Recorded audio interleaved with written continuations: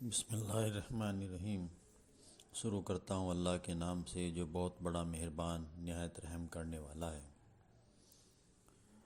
رب اشرح لی صدری ویسر لی امری واحلل عقدۃ من لسانی یفقہوا قولی۔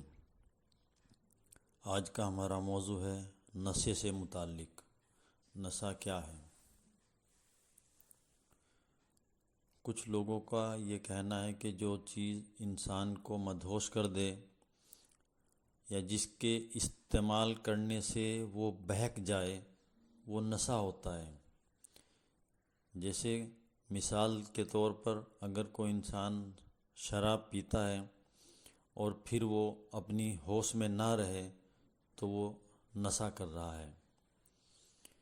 یہ آج سے پہلے کی اب تک کے ہمارے علماء کی ایک دلیل تھی کہ نشہ وہ چیز ہے جس کے استعمال کرنے سے انسان بہک جاتا ہے، لیکن جیسے جیسے وقت بدلتا جا رہا ہے نشے کرنے کی جو چیزیں ہیں ان کی بھی کیٹیگری چینج ہوتی جا رہی ہے۔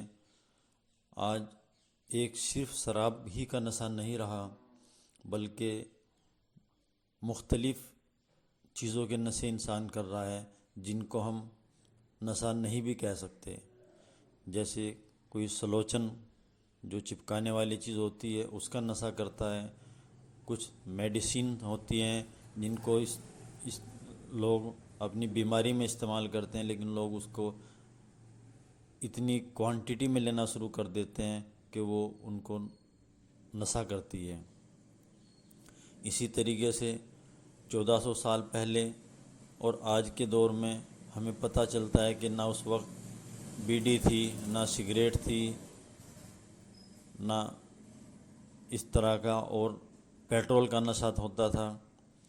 تو اس وقت کے حالات کچھ اور تھے اور آج کے حالات کچھ اور ہیں۔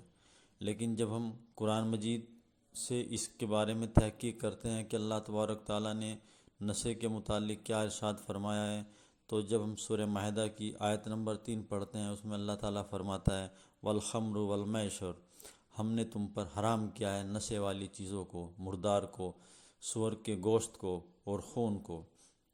اس سے ہمیں پتہ چلتا ہے کہ جو چیز انسان کے جسم کو نقصان پہنچائے وہ چیز اس کے لیے حرام ہے۔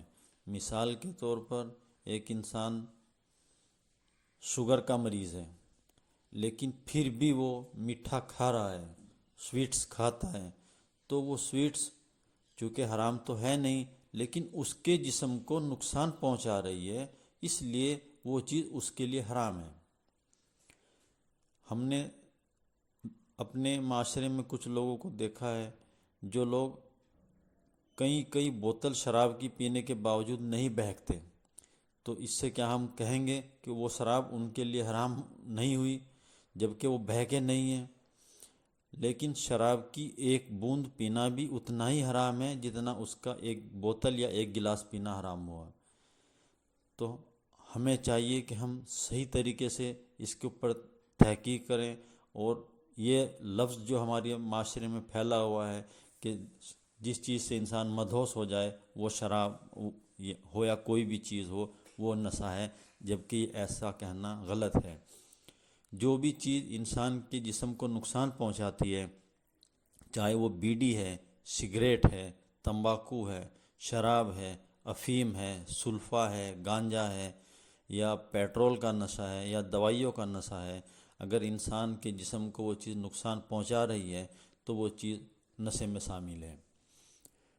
ہم نے اپنے بہت سے عالموں کو اور بہت سے مولاناؤں کو بھی دیکھا ہے کہ وہ لوگ تمباکو کا استعمال کرتے ہیں، بیڑی پیتے ہیں، سگریٹ پیتے ہیں، جبکہ ان کو یہ معلوم ہے کہ اللہ کے نبی نے ارشاد فرمایا کہ جو انسان کے منہ سے بدبو آئے گی میں آخرت کے دن اس سے منہ پھیر لوں گا، لیکن پھر بھی وہ نہیں مانتے کیونکہ وہ اس کو نشہ مان ہی نہیں رہے ہیں، جبکہ وہ چیز ان کے لیے سلو پوائزن کہلاتی ہے۔